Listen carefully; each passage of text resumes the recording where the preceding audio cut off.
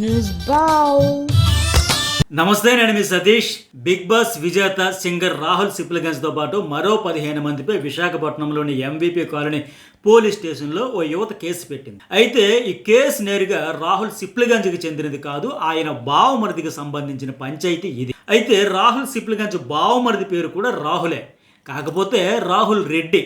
అందుకే మీరు ఈ పేర్ల విషయంలో కన్ఫ్యూజ్ అవ్వద్దు. అసలు ఏం జరిగిందంటే, రాహుల్ సిప్లిగంజ్ గత ఏడాది నవంబర్ 27న హరిణ్య రెడ్డి అనే అమ్మాయిని పెళ్లి చేసుకున్నాడు. హైదరాబాద్లో వీళ్ళ పెళ్లి చాలా గ్రాండ్గా జరిగింది. లవ్ మ్యారేజ్ వీళ్ళది. ఈ హరిణ్య రెడ్డి ఎవరంటే, ఏపీలో ప్రముఖ రాజకీయ నేపథ్యం ఉన్న నెల్లూరు టీడీపీ నాయకుడు కోటంరెడ్డి శ్రీనివాసులు రెడ్డికి మేనగోడలు. ఈమె బిగ్ బాస్ తెలుగు షోకి రైటర్ కమ్ ప్రొడ్యూసర్గా పనిచేయడమే కాకుండా రాహుల్ సిప్లిగంజ్కి చెందిన మ్యూజిక్ ఆల్బమ్స్ కూడా ప్రొడ్యూసర్గా వ్యవహరిస్తూ ఉన్నారు.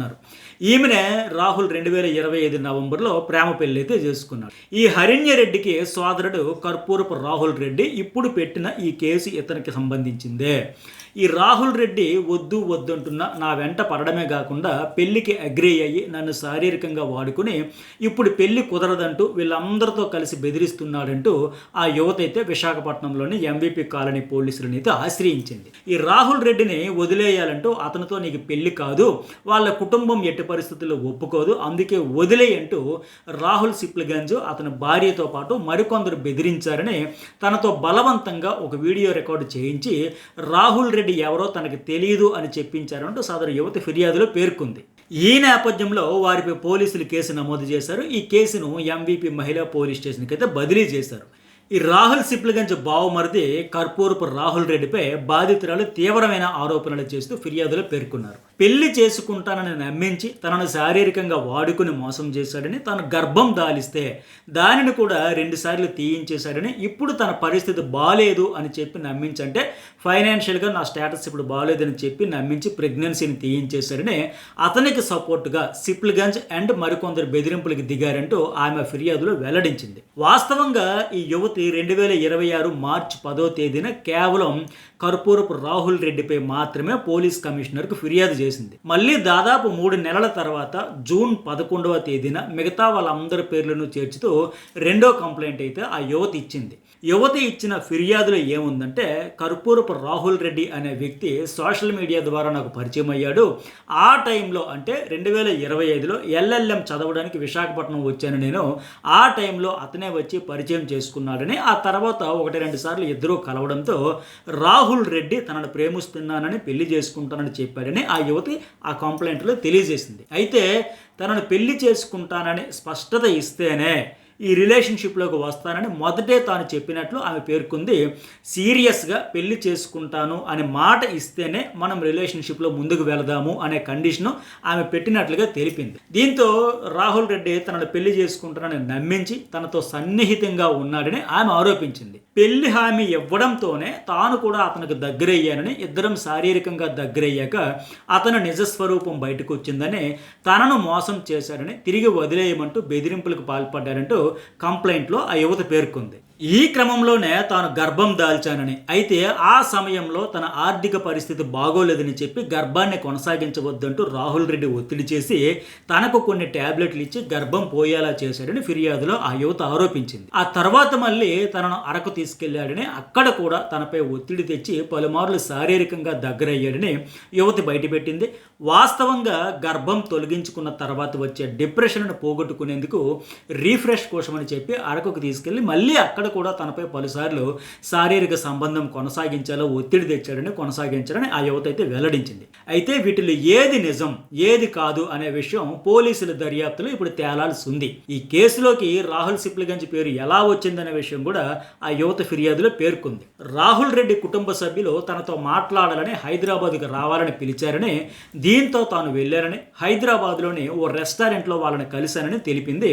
అక్కడ ఫస్ట్ రాహుల్ సిప్లిగంజ్ భార్య హరిణ్య రెడ్డి కలిసి తనను బెదిరించేలాగా మాట్లాడిందని, వార్నింగ్ ఇచ్చిందని ఆ యువతి ఆ ఫిర్యాదులో పేర్కొంది. ఈ పెళ్లి జరగదు, ఆ సంబంధాన్ని కొనసాగించాలని చూస్తే తీవ్ర పరిణామాలు ఉంటాయని ఆమె బెదిరించారని ఫిర్యాదులో యువత అయితే తెలిపింది. అట్లాగే తనకు ప్రాణహాని ఉందనే భయాన్ని కూడా కలిగించారని సదరు యువత ఆరోపించింది. ఇక రాహుల్ సిప్లిగంజ్ కూడా తర్వాత మరోసారి తనను కలిశాడని, రాహుల్ రెడ్డి కుటుంబం మీ పెళ్లికి ఎట్టి పరిస్థితుల్లో కూడా ఒప్పుకోదు, అందుకే మరచిపోయి వెళ్ళిపోవాలని సిప్లగంజ్ తనను బెదిరించాడని, ఒత్తిడి పెంచాడని, పైగా తనకు పలుకుబడి ఉంది, మర్చిపోకపోతే తీవ్ర పరిణామాలు తప్పవని బెదిరించారంటూ ఆమె ఆరోపిస్తుంది. ఇలా ఏకంగా 15 మంది పేర్లని చెప్పి వాళ్ళంతా తనను బెదిరించే ధోరణిలో మాట్లాడారని ఆమె చెప్పింది. ఇక్కడ మరో కీలకమైన అంశం ఏంటంటే, ఇంత జరిగాక మళ్ళీ రాహుల్ రెడ్డి 2026 జనవరిలో తన దగ్గరకు వచ్చి బతిమలాడి ఇద్దరం పెళ్లి చేసుకుందామని మళ్ళీ నమ్మించి కొన్ని రోజులు తనతోనే ఉండే సన్నిహిత సంబంధం కొనసాగించాడని, ఆ తర్వాత వెళ్ళిపోయి ఇంకా కనిపించలేదంటూ యువత అయితే బయటపెట్టింది. సో ఈ యువతకు సంబంధించిన ప్రైవేట్ ఫోటోలు, వీడియోలను ఉపయోగించి రాహుల్ రెడ్డి తనను బ్లాక్మెయిల్ కూడా చేస్తున్నాడని ఆరోపిస్తూ ఉంది. తన పరువుకు, వ్యక్తిగత జీవితానికి నష్టం కలిగించే విధంగా వ్యవహరించారని ఫిర్యాదులో పేర్కొంది. పైగా తిరిగి తనను బ్యాడ్ చేసేలాగా ప్రచారం చేశారని, తన స్వేచ్ఛకు భంగం కలిగించారని కూడా ఆమె ఆ ఫిర్యాదులు పేర్కొన్నట్లు తెలిసింది. కేసు నమోదు చేసిన పోలీసులు లోతుగా దర్యాప్తు చేయాల్సి ఉంది. ఈ ఫిర్యాదుదారు ఇచ్చిన ఆధారాలు, ఫోన్ కాల్స్, మెసేజ్లు, సోషల్ మీడియా సంభాషణలు, వీడియోలు, ఇతర డిజిటల్ ఆధారాలను పోలీసులు ప్రస్తుతం పరిశీలిస్తున్నారు.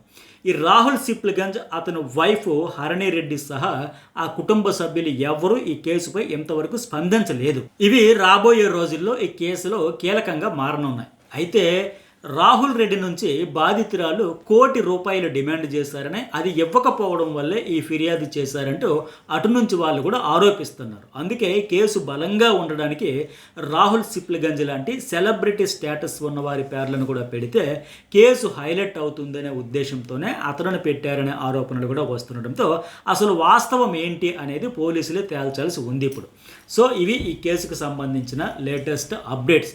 మరి మీ అభిప్రాయం ఏంటి అంటే, ఇందులో పోలీసులు పూర్తి దర్యాప్తు చేసిన తర్వాతే అసలు వాస్తవాలు ఏంటి అని బయటపడబోతూ ఉన్నాయి. ఆమె చేసిన ఫిర్యాదులో నిజాలు ఉన్నాయా, అసలు ఏం జరిగింది అనేది పూర్తిగా దర్యాప్తు తర్వాత తేలనుంది. మరి ఇలాంటి ఇంట్రెస్టింగ్ ఫ్యాక్ట్స్ కోసం, రెగ్యులర్గా మన చుట్టూ జరిగే అనేక ట్రెండింగ్ సెన్సేషన్ టాపిక్స్ కోసం మన ఛానల్ అయితే సబ్స్క్రైబ్ చేసుకోండి. ఈ వీడియోకి ఎంతవరకు లైక్ చేయకపోతే లైక్ చేయండి. అలాగే ఇప్పటికే ఐఏఎస్ ఆఫీసర్ తుకారాం ముండేకి సంబంధించి అనేక వీడియోలు సోషల్ మీడియాలో వైరల్ అవుతూ ఉన్నాయి. అసలు ఏం జరిగింది, అక్కడ సోషల్ మీడియాలో జరుగుతున్న ప్రచారం ఏంటి, తెర వెనుక జరుగుతున్నది ఏంటి? మహారాష్ట్ర సింగమని అతను పిలుస్తూ ఉన్నారు కదా, 21 సంవత్సరాల సర్వీసులో 25 ట్రాన్స్ఫర్లు జరిగినాయి. అతనికి సంబంధించి అనేకమైన వాస్తవాలతో మరొక వీడియో నేను అనలైజ్ చేసి ఈ వీడియో తర్వాత అప్లోడ్ చేస్తా. ఆ వీడియో కూడా మిస్ కాకండి. అట్లాగే బిగ్ బాస్కి సంబంధించిన అప్డేట్స్ కూడా రెగ్యులర్గా జర్నలిస్ట్ సతీష్ ఛానల్లో ఎక్కువ అప్లోడ్ చేస్తూ ఉంటా. మరి ఆ తుకారాం ముండే గురించి మీకు వాస్తవాలు తెలియాలంటే ఈ వీడియో కింద కామెంట్ చేయండి. ఈ వీడియో మీకు నచ్చిందా? అయితే ఇలాంటి వీడియోస్ కోసం ఛానల్ కింద కనిపిస్తున్న సబ్స్క్రైబ్ బటన్ను టచ్ చేయండి. వెంటనే ఓ బెల్ గుర్తు వస్తుంది, దానిని కూడా టచ్ చేయండి. ఇప్పటికే సబ్స్క్రైబ్ చేసినట్టయితే పక్కన కనిపిస్తున్న గంట గుర్తును టచ్ చేయడం మర్చిపోవద్దు. అప్పుడే మేం ఏ వీడియో చేసినా వెంటనే మీకు కనిపిస్తుంది.